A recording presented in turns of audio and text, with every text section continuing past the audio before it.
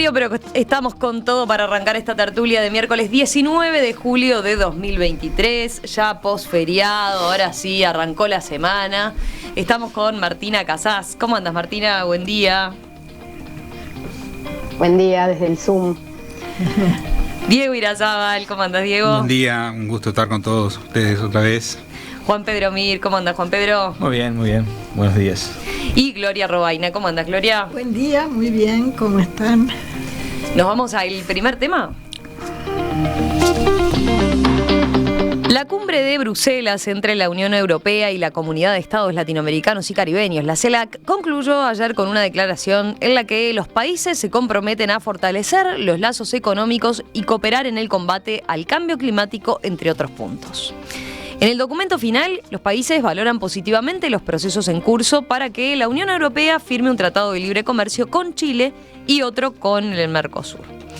Además, los países toman nota de los trabajos en curso entre el bloque europeo y el Mercosur para firmar un acuerdo de libre comercio.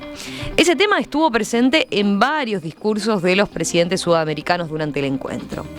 En su intervención, el presidente Luis Lacalle Pou dijo que tiene optimismo crítico de que en esta instancia se pueda avanzar al respecto y se refirió a las demoras en las negociaciones. Como dicen los anglosajones, walk the talk. Basta de palabras, de 25 años de negociación. Durante la cita en Bruselas, Uruguay firmó con la Unión Europea un memorándum de entendimiento para cooperar en energías renovables, eficiencia energética e hidrógeno verde. En el acuerdo, las partes comprometen y comparten, dicen, el objetivo de alcanzar la neutralidad del carbono para el año 2050 y se comprometen a impulsar proyectos vinculados a la producción de hidrógeno verde en Uruguay. El acuerdo está basado en la estrategia de inversión del Global Gateway anunciada por la Unión Europea hace meses ya. El plan busca atraer inversiones europeas por 45.000 millones de euros en Latinoamérica y el Caribe. Antes de la firma de este memorándum, Lacalle Pou mantuvo un encuentro con el presidente francés, Emmanuel Macron, del que no trascendieron mayores detalles. Bueno, Gloria y Juan Pedro por lo menos querían tratar este tema y parecía uno de los cantados, ¿no?, en la agenda informativa. ¿Qué análisis hacen? ¿Qué dejó la cumbre Unión Europea-CELAC? Bueno, yo dividí un poco la cosa en dos aspectos. Un aspecto que me parece positivo y un aspecto que me parece negativo. Voy a empezar por el positivo. En primer lugar, creo que esta ha sido un evento en el cual se vieron voluntades de acuerdo entre la Unión Europea y el Mercosur. O sea, creo que por primera vez hay expresiones muy tibias, pero de que podríamos llegar a un acuerdo con el Mercosur. Esta reunión tiene la originalidad que, si bien parece una reunión bilateral, casi que se convirtió en una reunión del multilateralismo, ¿no? Y esto lo voy a analizar más en la segunda parte. Porque claro, al ser CELAC la única organización que agrupaba los países de Latinoamérica y el Caribe para tener un diálogo con la Unión Europea, CELAC la única, bueno, fue con ese organismo con el que se entabla esta conferencia. Entonces, en ese sentido, me parece que también fue una instancia importante, sobre todo por la cantidad de años que hacía que no se podía reunir una instancia parecida. En segundo lugar, me pareció muy acertado las reuniones bilaterales que tuvo el presidente de la República, o sea, Francia, Italia, el Consejo Europeo, la Comisión Europea. Y en ese sentido, yo en este tipo de eventos confío mucho más en lo que pueden llegar a ser las conversaciones bilaterales y los acuerdos que se puedan llegar a acordar allí, que en lo que pueden ser las declaraciones finales de este tipo de eventos. A veces son más fructíferos, ¿no? Ni que hablar. Y además, el presidente lo dijo muy claro, que se había hablado con mucha franqueza y que se pueden plantear las cosas de otro modo diferente a lo que es en el ámbito general. Me pareció también muy buena lo que fue la conclusión de la presidenta de la Comisión Europea, diciendo que ella a nivel personal se tomaba este tema de un acuerdo entre Mercosur y Unión Europea como un tema importante al cual le iba a prestar atención. Entonces, en ese sentido, creo que por allí pasa la importancia y lo que pudo haber tenido y tuvo de positivo este evento. Juan Pedro, tus comentarios. Mis comentarios, dos previas, ¿no? Casi claro que dentro de la agenda de Europa, América Latina no es la agenda más importante, ni muchísimo menos. Europa tiene problemas mucho más importantes, internos, en su propio vecindario, en su propia atmósfera, que no pasan por lo que pasa en América Latina, desde la inmigración, desde la permanente goteo de la inmigración de los países árabes, de los países del este, desde las propias contradicciones en una sociedad europea que se ve sacudida por la emergencia sistemática y ofensiva de sectores de extrema derecha, que lo que están logrando es aprovechando la desconformidad o las quiebras que están viviendo los países europeos y un discurso basado en la xenofobia, basado en el miedo al extranjero. Europa sabe que está complicada y bueno, ni hablar la guerra con con Ucrania y con Rusia. Entonces, en ese panorama, América Latina es un escenario de tercer nivel o de cuarto nivel.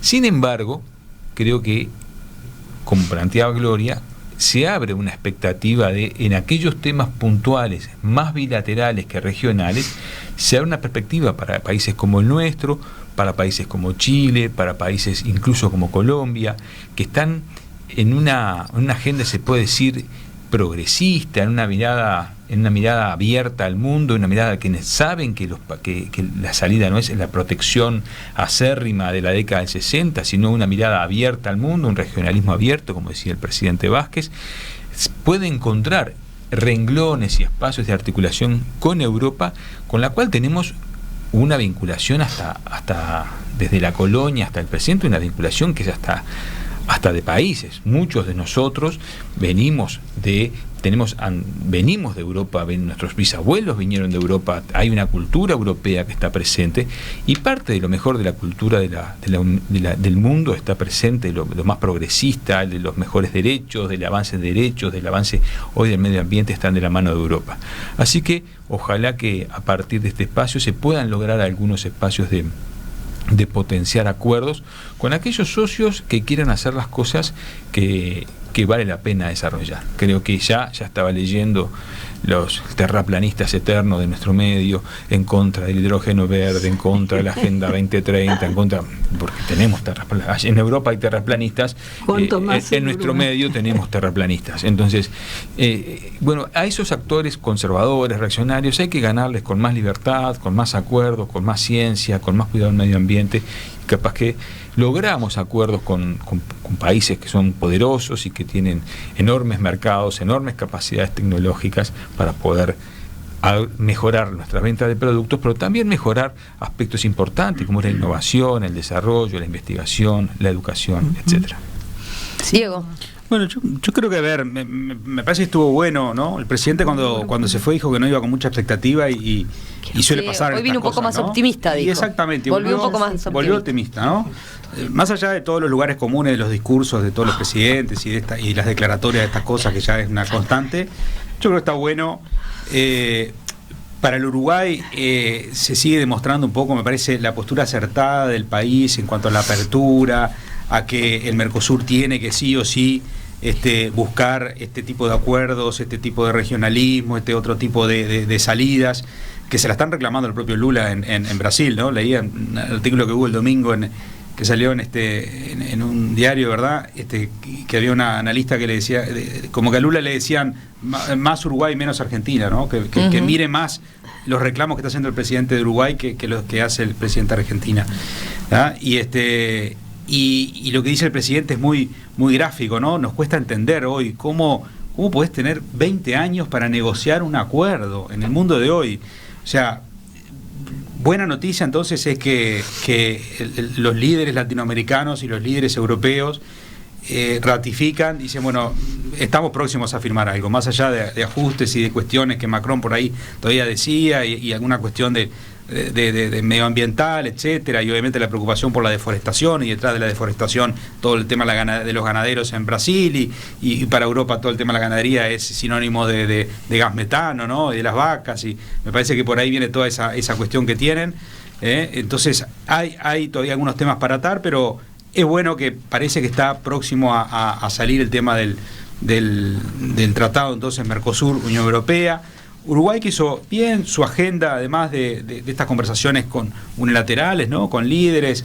Creo que el presidente reclamó a esta doña muy famosa, ahora muy nombrada como Úrsula, el apellido no lo sé. Sí, le reclamó la categoría de país, ¿no? Nosotros hace tiempo que Úrsula von der Leyen bueno, la Unión Europea nos considera de PBI alto, de renta alta, como se le llama, y eso hizo que cuando nos pasaran a esa calificación perdiéramos algunos beneficios en materia de cooperación y de... Exactamente, de preferencia, algo, sí. ¿no? Entonces eso complica, y eso es lo que le pidió a Úrsula, ¿no? Y eso está bueno también, ¿no? Y bueno, y la voz de Uruguay, que a mí me parece que en estos eventos siempre es una voz bien escuchada en el mundo, ¿no? Y a mí eso me gratifica de todos los presidentes nuestros, ¿no? Claro. Yo por ahí leía, soy franco, pero hubo una foto, yo no sé si era en el mientras tanto que, pero entonces no, en la foto de todos los presidentes no lo veíamos a nuestro presidente, no sé si vieron una foto que andaba ahí. Esa foto que se sacan todos después, esa foto de familia, ¿no? La foto de familia. Entonces, y bueno, nos falta llena de hombres, llamaba la atención, ¿no? Ahí. Entonces, nos falta quién, no está el presidente. Y yo digo, yo realmente, y yo soy de los que antes veía una foto de esa, y yo buscaba dónde estaba Tabaré, dónde estaba Mujica, porque eran mis presidentes, y los veía y decía, mirá que bueno, ahí está mi presidente. Y aspiro a que todos, cuando vean esa foto, busquen a la calle y digan, acá está mi presidente, más allá de, ¿no? Pero viste que tenemos muy partidizadas esas cuestiones, entonces algunos ya... me parece que la presencia de un presidente en estas cumbres nos tiene que unir a todos, ¿no? Más allá de la camiseta que tengamos acá después, ¿no? Sin duda. Martina. Y que además es una continuidad, ¿no? Bueno, es una política continua que se ha visto en los distintos gobiernos. Yo con este hombre, hace poco tuve la suerte de ir a Bruselas en mayo a ver cómo se preparaban para la cumbre Unión Europea-CELAC. Y lo que me preocupaba es que lo que pude ver es que la Unión Europea obviamente tiene un relato, una estrategia y una idea de qué quiere con América Latina y el Caribe, cosa que América Latina y el Caribe no tiene ni una idea ni una estrategia común para plantearle a la Unión Europea, y eso era lo que me preocupaba. No tenemos una voz común hace años en América Latina, pero ellos sí tenían una idea de qué quieren, porque desde el 2020 ellos están teniendo problemas con los precios de la energía, aumenta mucho más. Ellos tenían clara la idea de empezar a acelerar las transiciones energéticas por los acuerdos de París, los compromisos del Acuerdo de París, pero con esto de la guerra de Ucrania y Rusia empiezan a acelerar y empiezan a trazar distintas estrategias. Ustedes mencionaban el Global Gateway en el informe, es una estrategia donde quieren conseguir financiamiento para distintos tipos de empresas en distintas partes del mundo y alejarlas de Europa. Con esta la idea de llaman el de-risking, ¿no? Empezar a alejar de Europa por cuestión de guerra y lo que sea, la inversión de energía. Entonces, ahí surgen oportunidades para los países de Latinoamérica, pero no surgen oportunidades desde nuestras necesidades, sino desde las necesidades de Europa. Entonces, eso era lo que a mí me preocupaba, es como nosotros nos vamos a adaptar al relato que tiene Europa sin haber conseguido ningún tipo de acuerdo previo entre los países de América Latina y del Caribe. Además de que yo veía que la presidencia de esta cumbre era bastante débil, es un país pequeño que tiene 200.000 habitantes, casi San Vicente y Granadina es el que está ejerciendo la presidencia de la CELAC, ¿no? Que esa es una cosa que marcan los europeos. Yo lo decía ayer, que estamos hablando de un país que tiene 200.000 habitantes, decía Martina, como para negociar con un bloque grande, ¿no? Incluso hasta lo que eran Claro. los acuerdos que se hacen en la previa, ¿no? No tenía diplomáticos. Exacto. Esas, las declaraciones que se empiezan a trabajar entre los diplomáticos en la previa, todo eso ya había sido un tema, ¿no? Claro, entonces yo lo que a mí me parecía era como que más allá, me parecía que la cumbre para los países de América Latina y Caribe podía salir poco ventajosa. El acuerdo que fue a firmar Uruguay ya se conocía su contenido, es el acuerdo de entendimiento del hidrógeno verde. Para mí es una cuestión de oportunidad importante, tenemos que ver cómo lo aplicamos a nuestras necesidades, y lo mismo le pasa a Chile con el acuerdo de materias primas, de raw materials, le pasa a Colombia, le pasa a Ecuador, o sea, hay muchos países que fueron a firmar distintos acuerdos, pero como que la cumbre es la Unión Europea casi hablando bilateralmente con cada uno de los países de Latinoamérica y el Caribe, porque entre nosotros no hay diálogo. Eso es lo que a mí me preocupa, que obviamente el presidente habla de que el Mercosur y walk the talk y lo que sea, pero en realidad cuando se junta el Mercosur, el presidente no es el más amigo del Mercosur, como para facilitar ese walk the talk. Entonces es como que aparentemente cruzamos el océano y tenemos otra visión del Mercosur. Eso es lo que a mí me llama la atención. ¿Cómo ven ese punto que maneja Martina? Bueno, yo creo que ese justamente, digo, era uno de los aspectos que yo veía negativos de esta conferencia, ¿no? Porque, en definitiva, si uno ve lo que son el Caribe mismo, separado en lo que es el Caribe inglés y el Caribe español, de habla española o de habla inglesa, son mundos totalmente diferentes. Bueno, si queremos cercanías con los países ya del sur de Latinoamérica, la lejanía se agranda. Entonces, yo creo que sí, en ese sentido era un ámbito muy difícil, y se notó en la declaración final. Era un ámbito muy difícil de lograr acuerdos que realmente comprometieran a partir de la conferencia determinadas acciones.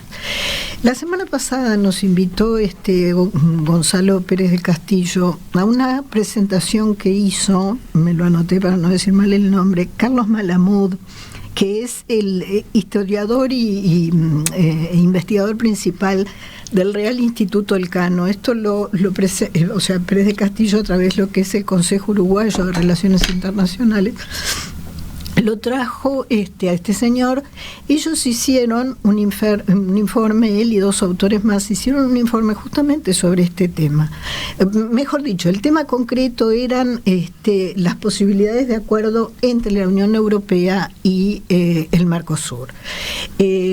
Bueno, justamente él arranca su conferencia diciendo las dificultades que tenía esto por ser la CELAC, ese organismo con tantas diferencias, con tantas desequilibrios, digamos, en materia de población, en materia de políticas, en materia de intereses concretos, y la Unión Europea, y lo que dice muy bien Martina, la Unión Europea con años de recorrer un camino en conjunto, y la CELAC no lo tiene ni en comienzo. Y el tiempo que hacía que además la CELAC no se reunía. Entonces, en ese sentido, la pregunta de quienes elaboraron este informe era muy interesante, porque parece que siempre decían, ¿por qué no Latinoamérica? Entonces ellos invierten la pregunta, y la cuestión era, ¿por qué sí es bueno para la Unión Europea hoy tener un acuerdo con el Mercosur? Estoy totalmente de acuerdo con lo que decía Juan Pedro, o sea, el acuerdo, lo que Latinoamérica, o mejor dicho, el Mercosur está pretendiendo, o lo que son sus intereses más importantes, están muy lejos de lo que pueden ser los intereses o los problemas concretos que está enfrentando la Unión Europea. Pero lo interesante de ese informe justamente era demostrar aquellas cuestiones en las que necesariamente para la Unión Europea sería muy bienvenido un acuerdo con el Mercosur. Y entre otras cosas, para decir, sí, las dificultades, ya las sabemos, cuando se hace una escala de preguntas a países de la Unión Europea de por qué es necesario un acuerdo con el Mercosur, y se hace la misma pregunta, los países del Mercosur difieren en sus respuestas de por qué la importancia de un acuerdo como ese. Pero lo que él remarcaba, dos cosas bien importantes. Una, que la presidencia de la Unión Europea pasa a ejercerla España después de creo que es después de julio, me parece. Sí, ahora ya la asumió. Que ahí mejora que quien preside esta instancia en cuanto a los intereses del Mercosur y de los países concretos, y de Uruguay en concreto. Y lo otro que decía es que también la Unión Europea hoy está en un tema grave y global, que es quedar en el medio de la guerra China-Estados Unidos. O sea, en esa competencia, la Unión Europea necesita jugar un papel importante en América Latina, con un dato que viene importante. Siempre decimos China, China. Cuando se habla de las inversiones de la Unión Europea en el Mercosur, son mucho más importantes que las inversiones chinas, aun cuando China ha llegado a un nivel de importancia en lo que hace a sus inversiones en los países del Mercosur. Entonces dio como un aliento que también finalizaba diciendo, bueno, obvio que de esta instancia, de la semana que viene por esta, no va a salir nada que modifique inmediatamente la realidad.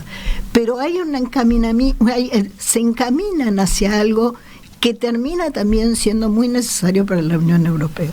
Ese programa del que nos vamos a tener que acostumbrar cada vez más a hablar, el Global Gateway, claro, es la contracara de alguna manera a la estrategia de China de la ruta de la seda, ¿no? La franja de la ruta de la seda, ¿no?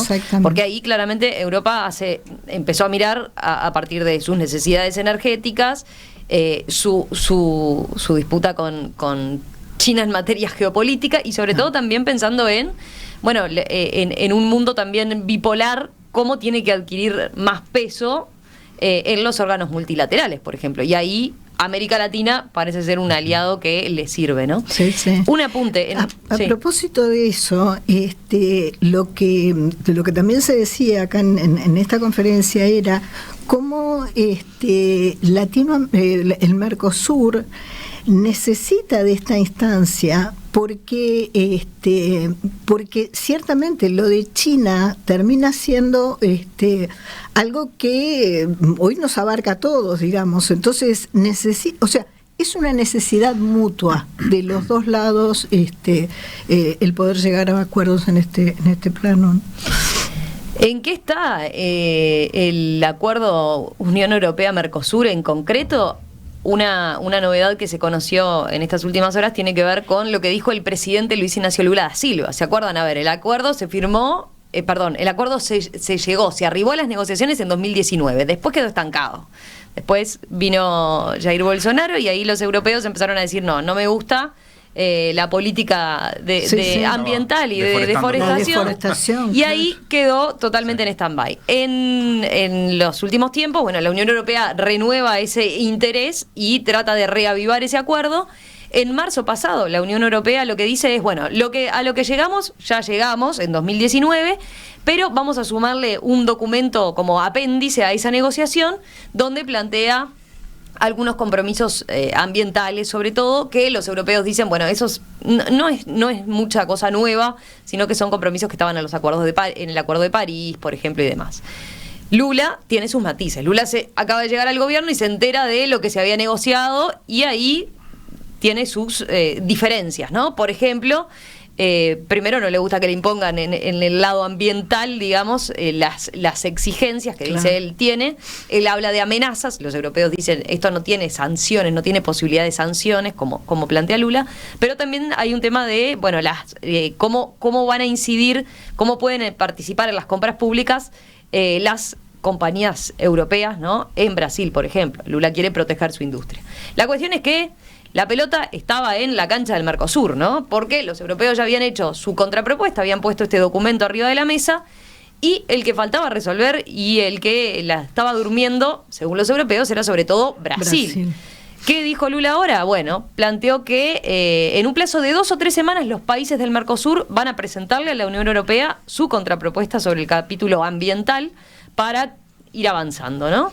La respuesta brasileña, dijo que era la que se esperaba para empezar a mover esto en el bloque, está siendo discutida entre los 4 países, Argentina, Brasil, Paraguay y Uruguay, y en 2 semanas o 3 semanas habremos entregado definitivamente la propuesta a la Unión Europea, o sea, la contrapropuesta a ese documento inicial. Estoy optimista de que podamos concluir este acuerdo aún este año. Fíjense que digo aún este año porque sería bueno que tengamos un acuerdo con España en la presidencia de la Unión Europea y mi presidencia pro tempore al frente del Mercosur. Eso es lo que lo entusiasmó, al parecer. Sigamos. Yo voy a decir algo muy antipático. Diga. Yo realmente creo que el concepto de América Latina como tal es más una rémora del siglo XX, porque el propio concepto de América Latina nace como contraposición a la hegemonía norteamericana a fines del siglo XIX y comienzo del siglo XX. Por lo tanto, una vez que nuestros países de América Latina, que por estar en la misma masa continental no tenemos per se tener vínculos, porque uno puede, o sea, eso es un accidente geográfico, ¿no? Uno está más cerca de África que de México, ¿no? Claro. Entonces, creo que hoy por hoy, en este contexto donde algunos países de América Latina han tenido acuerdos con Estados Unidos, tienen un vínculo con Estados Unidos, México, América Central, tienen hasta Chile, tienen un vínculo con Estados Unidos muy diferente al resto de otros países. Yo creo que esa mirada sobre América Latina creo que merece ser revisitada hasta culturalmente. Yo no sé cuán latinoamericano soy. Lo que sí tengo claro es que soy uruguayo y que pertenezco a una zona regional que es el Mercosur. Entonces me parece que a la hora de construir acuerdos, la cáscara gigante de organismos internacionales que se ha creado, desde la LADES, la CELAC, la UNASUR, se me pierden totalmente. Me parece que nosotros primero los intereses nacionales, y sí creo que tenemos un vecindario lo suficientemente potente, lo suficientemente cercano, con los 2 grandes países, sin como duda, son Argentina y Brasil, y con nuestro gran país hermano que nos une una historia común como es Paraguay, claro, ¿no? Porque Paraguay es un país hermano de Uruguay. Entonces yo creo que en el vecindario tenemos las baterías necesarias y la musculatura necesaria para pensar, ¿sí?, acuerdos con líderes como de la talla de Lula, para pensar en acuerdos con la Unión Europea, para pensar acuerdos con la Unión Europea y con cualquier otra parte del mundo, sí, viajando juntos, pero teniendo siempre la independencia de que nuestros intereses, desgraciadamente o no, se definen aquí en nuestro territorio. Más allá, podemos acordar con el Mercosur, debemos acordar con el Mercosur,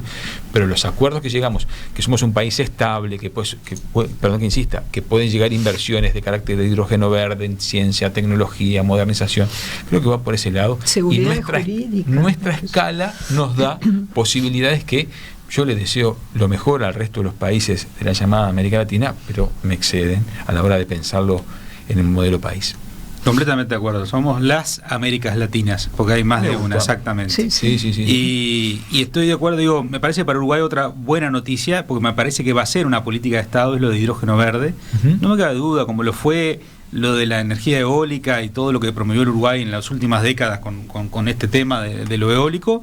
Y lo va a hacer, me parece, ahora el tema de hidrógeno verde y la política que está llevando adelante el ministro de Industrias, que la verdad que es un gran ministro, Paganini, con una capacidad tremenda, está posicionando el Uruguay en este tema para jugar a ser un líder mundial en la producción de hidrógeno verde, ahora con que Europa entiende el mensaje ese de Uruguay, lo que Uruguay quiere hacer, con un compromiso de complementariedad, de apoyo.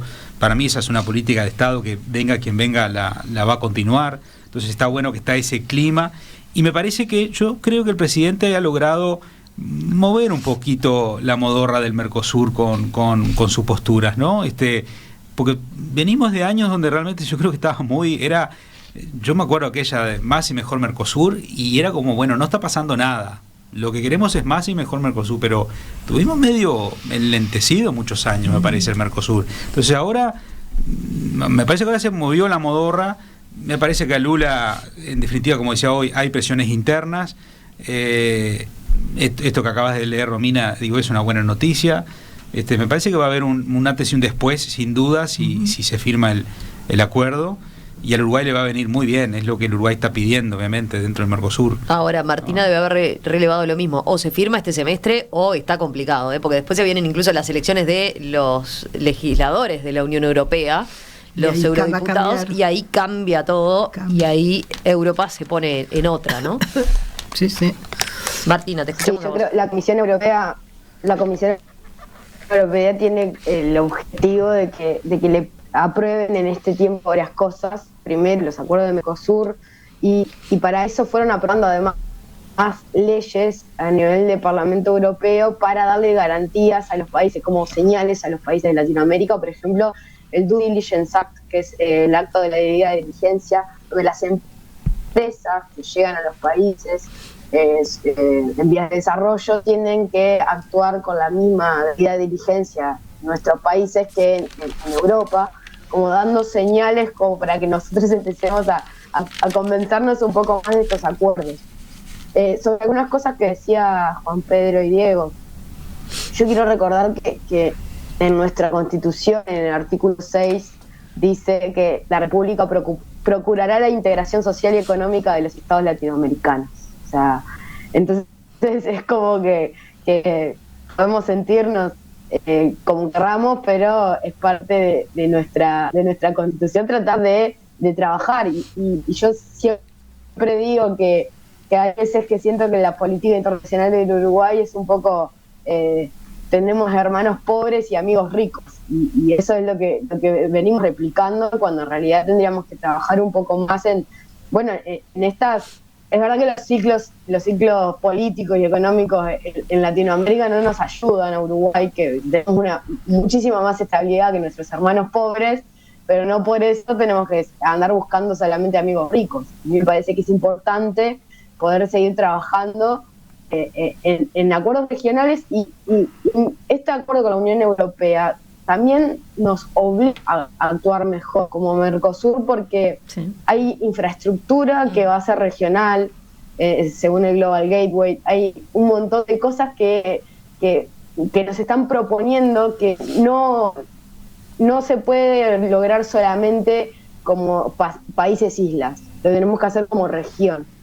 Entonces, la infraestructura para sacar la energía que nos está pidiendo Europa, para sacar las materias primas, vamos a tener que trabajar en conjunto como región, y eso es lo que nos está obligando también este acuerdo a nosotros, es empezar a aceptar que tenemos que trabajar como región, y por eso si bien estamos trancados en esto hace mucho tiempo, estas cosas puede ser que nos den un nuevo empujón para realmente trabajar como región y no solamente como países islas. Y también puede ser que se vengan otros, ¿no? O sea, lo que también la Unión Europea pone arriba de la mesa en esto es, una vez que ustedes firmen con la Unión Europea, seguro que tienen varios candidatos más y varios bloques golpeándole en la puerta, ¿no? Sí, un temita nomás. No, perdón. No, decí tú. No, porque me voy de lo macro a un tema micro, que no es menor también, con la relación que tenemos con la Unión Europea. Hoy ustedes, uno lo mencionaba. La cooperación internacional también, ¿no? Unión Europea es una entidad que coopera mucho con Uruguay. Yo me acuerdo de programas que en su momento, cuando estaba en la Intendencia, ejecutábamos junto con OPP, programas de Uruguay Integra, se llamaban, que era de cooperación con la Unión Europea. Eran millones de euros que la Unión Europea cooperaba. Se puede asegurar que hacíamos un ruido impresionante en el interior con proyectos de cooperación de 500.000 euros, 600.000 euros. Ahora mismo el Congreso de Intendentes tiene un proyecto de cooperación de 1 millón de euros con el Congreso, con la Unión Europea, para el tema residuos. Entonces, no es menor esa cooperación que va goteando, y que no la tenemos con China, no la tenemos con otros casos, ¿no? Y me parece que es un valor a destacar con los europeos. Sin duda, por eso una de las cosas que yo leí ayer era cuán importante hubiera sido que se discutiera más ese desembolso que está pensando la Unión Europea de 45.000 millones de euros. Ojo que no es un desembolso. No, bueno, sino que es inversión. Es un paquete grande que tiene de todo, ¿no? Fondos de garantía, inversiones privadas. Sí, sin duda. De todo. Pero claro, la noticia fue Ucrania y Rusia y no eso. Exactamente a eso iba. ¿Cómo, y por eso también yo decía hoy la negatividad de ciertas cuestiones del multilateralismo. ¿Cómo cómo termina la declaración final poniendo en definitiva temas que son los temas oficiales de determinados países. O sea, no en vano Argentina mete Malvinas porque ya Inglaterra no está. No en vano, bueno, toda la discusión que se dio con el tema de Ucrania y Nicaragua. ¿Con qué autoridad?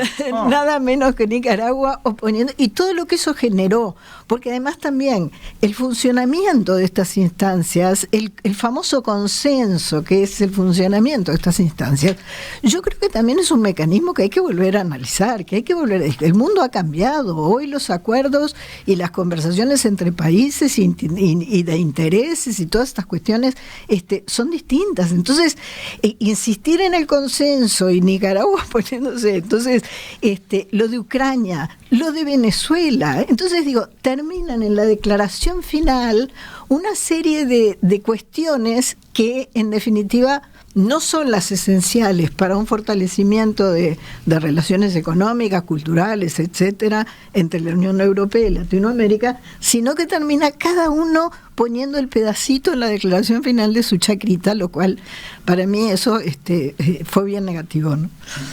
No, corto, no, por supuesto, Martina, que tenemos que tener amigos pobres y amigos ricos, pero creo que también tenemos que tener socios que los cuales construir agenda conjunta, ¿no? Si yo miro, por ejemplo,